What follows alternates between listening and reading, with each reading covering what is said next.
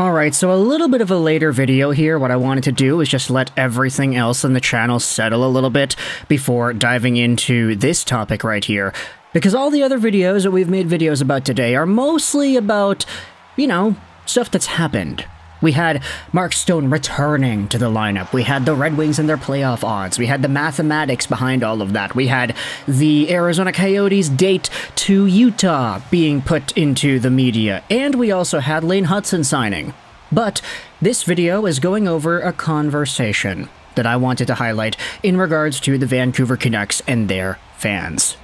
This tweet was posted by Jez on Twitter, and it garnered a lot of attention. 27,000 views in the span of yesterday morning up until today, and I wanted to go out there and respond to it because I saw this on my timeline and I saw a lot of people responding to it too. Take a look at this tweet. It's absolutely wild how there was a widespread panic that Elias Pettersson wouldn't extend here. And since he's extended, he's become an absolute whipping boy every time the team is losing.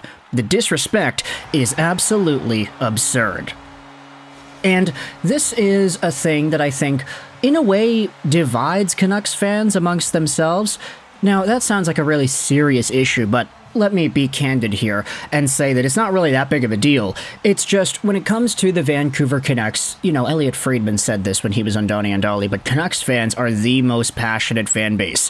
Out of all the fan bases that exist, even the Torontos, even the Montreals, they're a little bit different, of course, because of the French media, but when it comes to Twitter and social media engagement, Vancouver fans are second to none. They are the craziest, most insane, most divided, and most hard-to-please fan base that exists out there. But when it comes to the guys on their team, it should be an easy thing. Canucks fans are all fans of one team, therefore it should probably be easy to agree on some things, right? Like, oh, X player is good and Y player is bad, and this record is good and this team is bad, or whatever. It should be easy to agree on at least some stuff, but it's hard to find that amongst Vancouver Canucks fans. And the conversation surrounding Elias Pettersson certainly is one of those things. Because everybody can acknowledge that Elias Pettersson should be, at the very least, the best player on the Vancouver Canucks. He is the #1 center, he is the franchise guy, he's 25 years old at this point, and he has done everything in his power to continue going up. Until this year. You see, last season, Elias Pettersson had 102 points in 80 games played.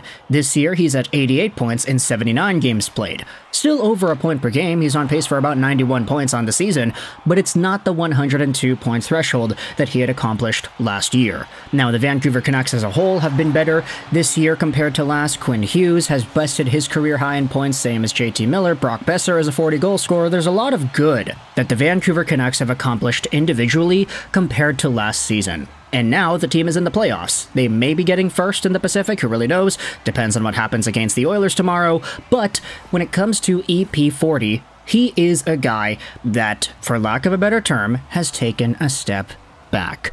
And you can see this in his game log as well, that during the past few games, Pettersson only has 6 points in his last 10, 4 points in his last 5, which is good, but there was a pretty significant lull here of Pettersson's play from about the end of March-ish point up until the beginning of April. He had 2 points in the Calgary Flames win, but other than that, he had himself 5 0-point games, and some of those games happen to be pretty bad losses to good teams.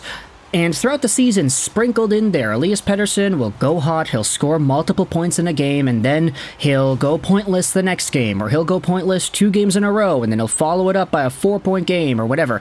Pettersson back in January was absolutely fantastic. He was getting multi-point games like crazy. Just this one stint from the beginning of the year is enough to seal the deal. Take a look at this, eh?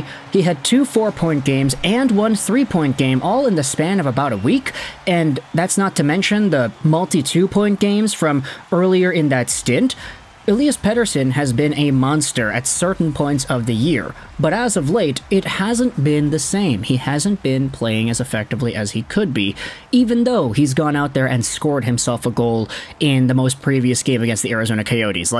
The game against the Coyotes was a really interesting one in that Pettersson didn't really have too many shots on goal. I think that shot that he took, which resulted in the goal in the third period, was his first shot on goal. And that's kind of what makes this conversation interesting, because Elias Pettersson, when he is at his best, when he is on his game, he can be a multi-scoring threat, either with some beautiful passes or with some beautiful shots. We've seen Elias Pettersson in his shot. We know that it can be great. He's a 30-goal scorer this year. He was last year and the year before that. But as of late, it's been interesting to note that Pettersson doesn't really shoot much anymore. And it seems almost like either he's getting in his head, he's wanting that perfect shot like he had in the Arizona game, the one shot that he had that went in, or he's just straight up refusing to shoot. There are multiple times where he has a look, he has a lane to the net, he has a very defined and clear opportunity to rip it, but instead of ripping it, he decides to circle back and protect the puck a little bit, go on the boards, maybe he loses it, and then maybe the puck goes the other way. Or he makes a play, he makes a pass to the other guy, and then they chip it in, and then they don't really get possession back. Like, Pettersson has not been the same. And so when it comes to the disrespect, quote-unquote, that Jez is talking about on Twitter, hey, look, Canucks fans are crazy. And whenever anybody who has, not even going to say high expectations placed upon him, I'm just going to say any expectations placed upon him, and they don't fulfill that, they don't go out there and exhibit the qualities that justify those expectations, then you're going to have Canucks fans pissed off and lashing out. And for Elias Pettersson, the guy's going to be making $11-point-something million a year until the end of 2032. So there's a lot of, expectations here. Even with guys that aren't as good as Elias Pettersson. When Arshdeep Bains was called up, the expectation was that he'd be an okay NHL player. He didn't even have to be good, he just had to be okay. But he wasn't okay. He was beyond bad, borderline unusable. And as a result, Canucks fans just absolutely went to town in criticizing Arshdeep Bains in the comment sections and on Twitter, which is not totally unjustified. I mean, a lot of these critiques were pretty reasonable, but, sometimes Canucks fans can take things a little bit out of hand. Just see 1994 and 2011. But for Elias Pettersson, when it comes to the social media slander that this guy gets, he does get it more than I think anybody else does on this team. And I won't say it's completely coming from nowhere, but I will say Canucks fans can still be nasty at the same time. There's nuance to this, right?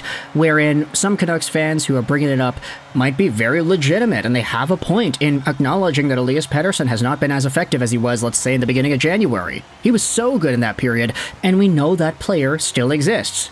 But we haven't seen it much, which is the problem. But at the same time, Canucks fans can be pretty nasty and snarky and a little bit rowdy at times, so it does make for a pretty negative social media environment, I feel, if you're covering this team on a game-to-game, day-to-day basis. Especially when you go through a slump like the Vancouver Canucks are going through right now, where they were one of the top teams in the NHL, and now they're not. Now they're barely hanging on to first place in the Pacific. The Arizona Coyotes and the Oilers are playing later today, so we'll see what happens with that. But when it comes to the tweet posted, I wanted to go out there and read another one of these replies. We were one more bad season away from the Sedins never coming back and staying in Sweden with the relentless trashing by the fans. This isn't the best play in many ways, which makes JT wanting to play and stay and raise his family here so amazing. JT is a sadist, and he did it in spite of us. And then there are a bunch of other replies going out there and saying, oh yeah, it's recency bias, Canucks fans suck, this and that, and it's I won't necessarily disagree with any of that, but I want you to let me know your thoughts in the comment section below about Elias Pettersson and the disrespect that is always headed his way. I'm not gonna lie and say that I have not been a part of this, because I've been very outspoken when talking about when guys are doing well and when guys aren't performing up to snuff, and I will agree in saying that Pettersson has not been that good this season, in comparison to what we acknowledge he can be. Sure, he's over a point per game. Sure, he's gonna hit 90 points. But the fact is, if he is this quote-unquote inconsistent and not great in a season where he's getting 90 points, then just imagine how good he's gonna be over an 82-game span where he is at his absolute peak. Are we going to see that in the future? Or did we already see that when he hit 100 points last year? Let me know your thoughts in the comment section below about the Elias Pettersson conversation, and I hope you enjoyed this Vrishashroll 99. And bye.